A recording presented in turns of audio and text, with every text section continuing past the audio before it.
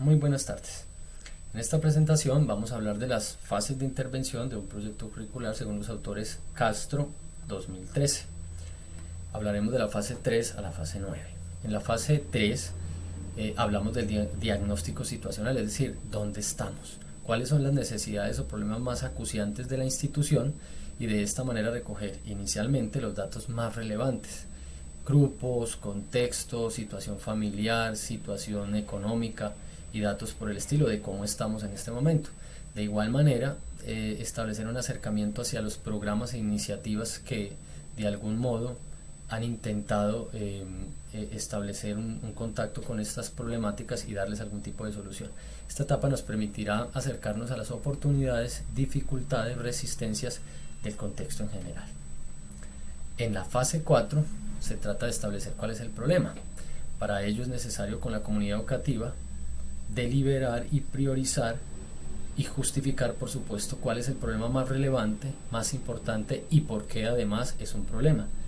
Ese problema debe enunciarse de manera clara, estableciendo cuál es el inicio, es decir, cómo estamos y hacia dónde se pretende llegar, es decir, los objetivos o finalidades del mismo. Se puede hacer a través de una lluvia de ideas o de un árbol de problemas. En la fase 5 se trata de establecer los objetivos, las finalidades y metas del proyecto como tal, es decir, la finalidad se refiere al por qué es importante realizar este proyecto.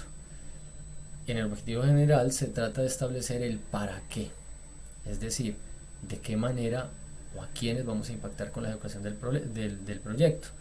En los objetivos específicos se trata de establecer acciones observables y medibles y por eso se enunciará a manera de productos. Finalmente, y esto es muy importante, se debe establecer cuáles son las metas que se pretenden alcanzar y de igual modo los indicadores, o mejor dicho, aquellos elementos que nos van a indicar la consecución o alcance de estos objetivos. Es decir, se trata de cuantificar los objetivos para saber qué, cuándo, cuánto y de qué manera se están cumpliendo. En la fase 6 se trata de establecer las estrategias y acciones, es decir, de qué manera vamos a organizar a las personas, los recursos y las fases en general del proyecto para poder alcanzar los objetivos.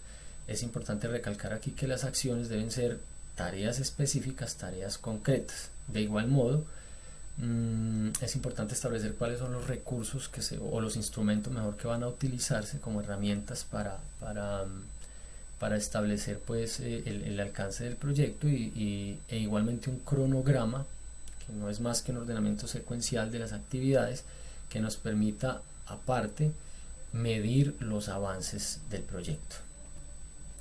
En cuanto a los recursos, en la fase 7 se trata de establecer qué recursos humanos y materiales tenemos, físicos, instrumentos y de apoyo, y cuáles son los que necesitamos. De igual manera, de qué modo vamos a financiar el proyecto y si contamos con alguna red de apoyo, es decir, instituciones o personas que pudieran de algún modo colaborar con recursos físicos, financieros o recursos digamos humanos también para apoyar el proyecto. En la fase 8 se trata de la evaluación, es decir, cómo vamos. Esa evaluación se hace en diferentes momentos, no solo al final del proyecto, con la única finalidad de tomar decisiones y si es necesario reestructurar el proyecto o alguna de sus fases. Es importante establecer cuáles son los procedimientos de medición o de evaluación, quiénes son los agentes evaluadores, quiénes crean esos instrumentos y bajo qué criterios, y de igual manera deben estar establecidos en esos instrumentos los indicadores de evaluación que permitan medir la eficacia y la eficiencia del proyecto o del desarrollo o gestión del mismo.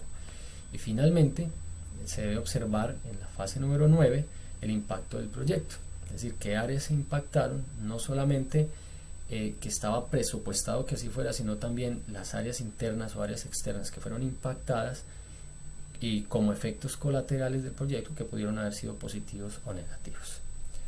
Un agradecimiento, hasta aquí termina mi presentación, un saludo.